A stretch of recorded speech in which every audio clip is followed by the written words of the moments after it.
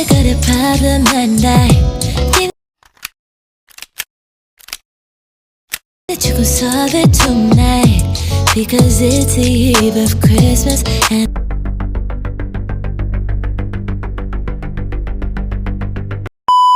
Bismillahirrahmanirrahim. Assalamualaikum warahmatullahi wabarakatuh.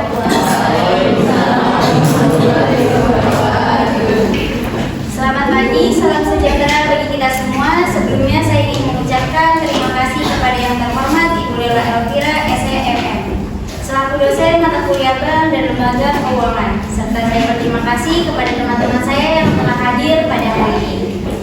Pada pertemuan ke-10 ini, saya dan selaku kelompok saya akan mempresentasikan mengenai bank perkreditan rakyat, pasar modal, dan pasar uang. Baik, mohon maaf sebelumnya, tak kenal maka sayang, tapi kalau udah kenal jangan terlalu sayang.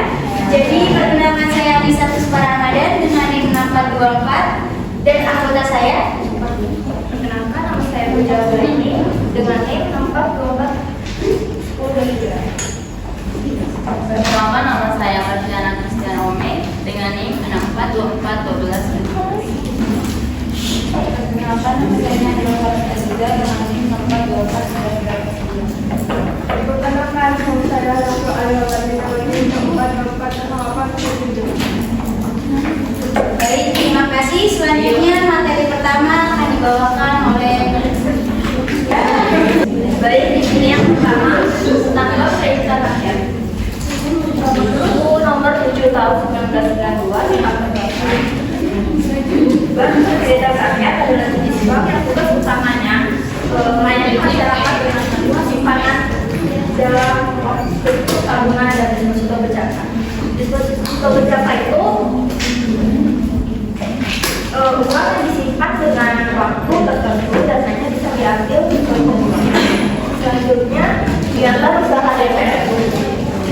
Yang pertama itu menghitung dana dari masyarakat atau mengumpulkan dana dari masyarakat. DPR menerima simpanan dari masyarakat seperti deposito berjangka atau bentuk lain yang serupa.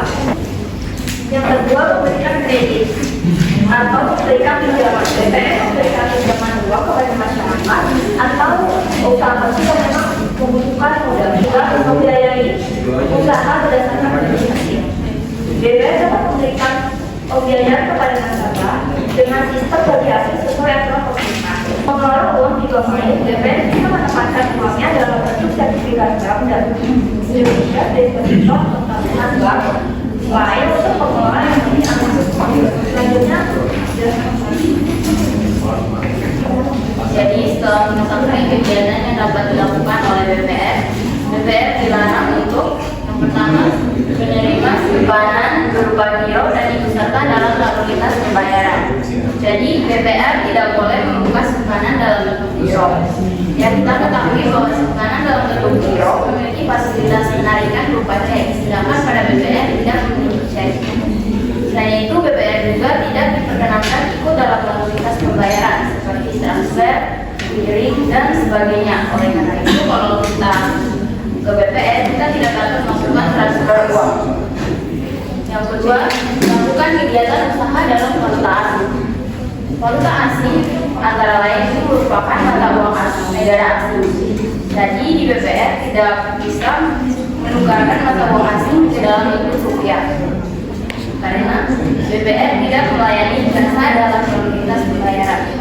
Jadi misalnya kalau ada keluarga kita yang kerja di luar negeri terus kemudian kembali ke Indonesia dan membawa mata uang negara tersebut, dia tidak dapat menukarkannya ke dalam rupiah di bank BPR. Jadi dia dapat menukarkan mata uang tersebut ke bank umum atau ke tempat penukaran mata uang asing. Terus yang ketiga, melakukan penyertaan modal. Jadi BPR dilarang untuk menyertakan modalnya dalam bentuk apapun. Terus yang keempat, melakukan usaha perasuransian. Jadi BPR juga dilarang untuk membuka jasa perasuransian seperti asuransi kesehatan, asuransi jiwa, maupun asuransi kecelakaan kerja. Lokasi BPR. Tempat kedudukan kantor pusat BPR adalah Kecamatan. Namun BPR dapat didirikan di ibu kota kabupaten atau kota pendapat DPR dengan persyaratan yang diatur lebih lanjut dalam peraturan pemerintah. Jadi pada umumnya DPR dapat diberikan pada lembaga-lembaga dengan lokasi-lokasi yang dekat dengan masyarakat kecil yang membutuhkan. Contohnya lokasi seperti pasar dan lokasi-lokasi lainnya yang bertujuan untuk menyalurkan dana bagi usaha mikro dan kecil menengah atau UMKM. Yang berikutnya ada perizinan dan hukum BPR. Izin usaha BPR diberikan oleh Menteri Keuangan setelah mendengar pertimbangan Bank Indonesia.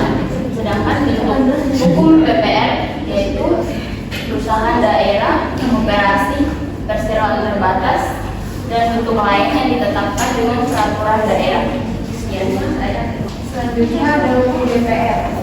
DPR hanya dapat didirikan dan dimiliki oleh Parlemen Negara Indonesia. Badan-badan hukum Indonesia yang memilikinya wajib negara. DPR yang berbentuk operasi kepemilikan yang diatur berdasarkan ketentuan dalam Undang-Undang tentang Keoperasian yang berlaku. Pada sektor negeri, DPR sebagaimana yang menandakan oleh DPR nomor 8 garis-miring 2022 tentang DPR. Dalam pasal secara jelas ditegaskan bahwa pendirian DPR ditetapkan dalam selanjutnya ada pasar modal. Pasar modal atau kapital gagal merupakan suatu tempat yang mengenai penjual dan pembeli untuk melakukan transaksi dalam rangka memperoleh modal. Selanjutnya ada instrumen pasar modal. Pertama, saham atau stok. Barang berharga yang bersifat kepemilikan, artinya si pemilik saham adalah pemilik perusahaan. Semakin besar saham yang dimilikinya, maka semakin besar pula kekuasaan perusahaan tersebut. 2. Obligasi atau bond merupakan instrumen utang bagi perusahaan yang memperoleh modal. Berbeda dengan saham, obligasi tidak punya hal terhadap manajemen dan pembayaran sistem. Pasar perdana atau pricing market. Pasar abstrak di mana terjadi penawaran dan penjualan efek untuk pertama kalinya pada saat penerbitan efek oleh suatu perusahaan yang publik. Dalam hal ini, penawaran dan penjualan efek dilakukan oleh pinjaman pertama emisi, pinjaman emisi, dan agen penjualan. Yang kedua ada pasar sekunder. Secondary atau secondary market merupakan tempat bagi investor untuk membeli ataupun menjual kembali efek yang dimilikinya. Efek terjadi atas dasar permintaan dan penawaran efek. Selanjutnya pelaku pasar modal. Yang pertama ada emittment, investor, pinjaman atau emisi, underwriter, agen penjualan, penanggung, wali amanat, pialang, biro administrasi efek atau BAA, tempat penitipan harta. Selanjutnya pasar uang. Pasar uang yang memperjualbelikan instrumen kredit berjangka waktu pendek atau biasanya kurang dari 1 tahun yang menjadi sarana investasi dan menghimpun dana masyarakat.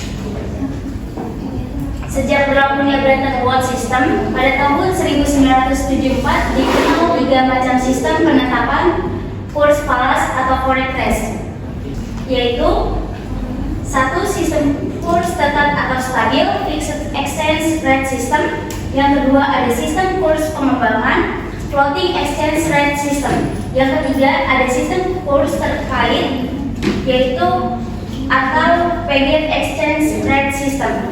Selanjutnya Mungkin utama terlebih dari tiga. Pertama, menyediakan transaksi pembayaran secara tegak. Kedua, menyediakan fasilitas untuk pembayaran tradisional. Yang ketiga, memberikan fasilitas admin dan tindakan perusahaan atau penjaga barang untuk menghindari risiko kerugian atas fluktuasi kurs pada jenis transaksi. Transaksi terbagi menjadi 3. Yang pertama, transaksi bank adalah jual beli mata uang dengan perjalanan dan pembayaran antar bank yang akan diselesaikan dalam jumlah hari jejak berikutnya. Yang kedua, transaksi forward adalah transaksi mata uang dengan penjelasannya pada waktu yang akan datang pun ditetapkan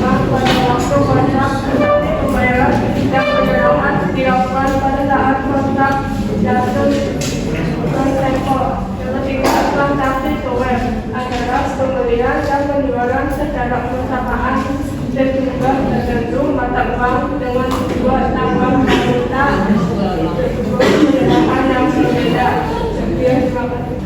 Oke. Baik, silakan yang mau tanya jawab boleh dipersilakan. Tanya enggak? Perkenalkan, nama saya Joshua Marani dengan NIM 64240891. Pertanyaannya, bagaimana digital dapat membantu meningkatkan kerja DPR? Ya. Oke, terima kasih. Perkenalkan, nama saya Jana pada Adisti dengan nomor 8482 dari kelompok 2. Memberikannya apa saja contoh pasar perdana dan sekunder.